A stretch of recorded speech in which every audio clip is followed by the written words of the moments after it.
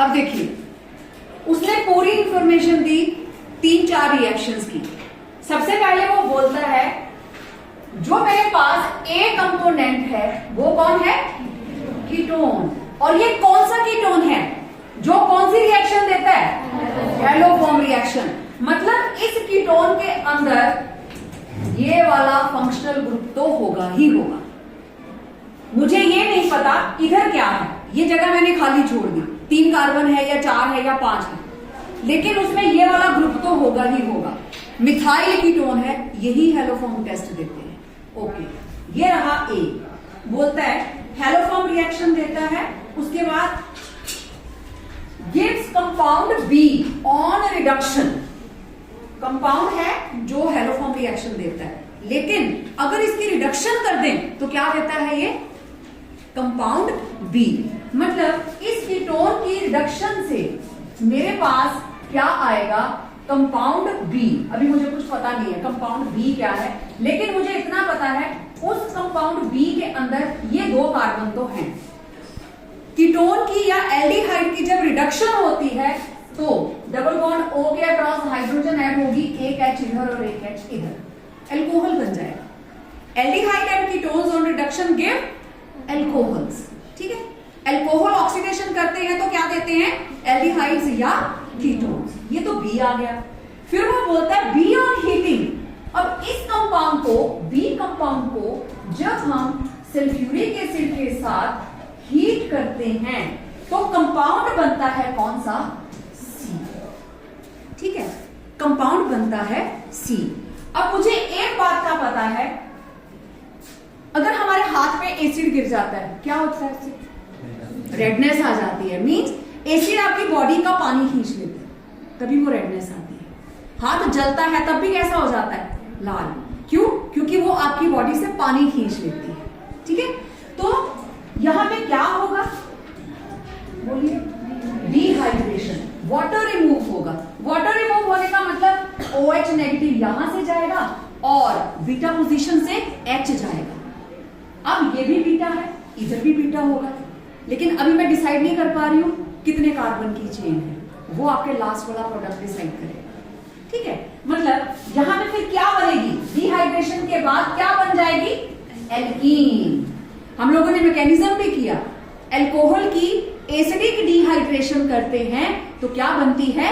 Alkene. किया था ना।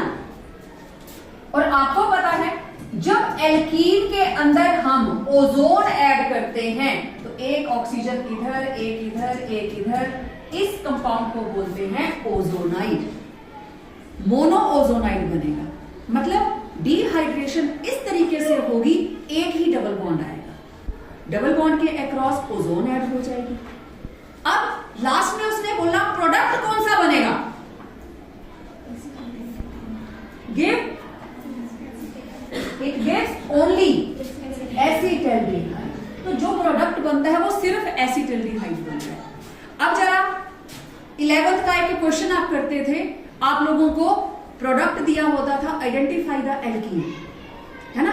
अब मैं वही करने लगी। उस चीज को हम क्या बोलेंगे? Compound D. वही बोला ना उसने, acetaldehyde. D on hydrolysis in the presence of zinc dust gives only acetaldehyde. तो यहाँ पे एसिडिक डिहाइड्रेशन हो जाएगी। अब मैं एल्कीन पहचानने की कोशिश करती हूँ कि एल्कीन कौन सी होगी। Okay, CH3 C double bond OH। ये मैंने दोनों क्या लिखे? एसिटाल्डिहाइड। 2 कार्बन का एल्डिहाइड। कैसे लिखते थे हम? डबल बॉन्ड O को आमने सामने लिखी, यहां से ऑक्सीजन बाहर, क्या बना? CH3, आगे CH double bond CH CH, ये एल्कीन बने। अब मुझे ये पता चल गया मेरा स्टार्टिंग प्रोडक्ट कितने कार्बन का है? 4 कार्बन का। तो जो कीटोन हम शुरुआत में लेंगे वो कितने कार्बन का होना चाहिए? 4 का। और ऐसा कीटोन होना चाहिए जिसमें एक साइड पे CH3 होना चाहिए। तो यहां पे क्या आ गया था मेरे पास? CH2 CH3। तो ये था मेरे पास एक क्या बना? ब्यूटेन 2।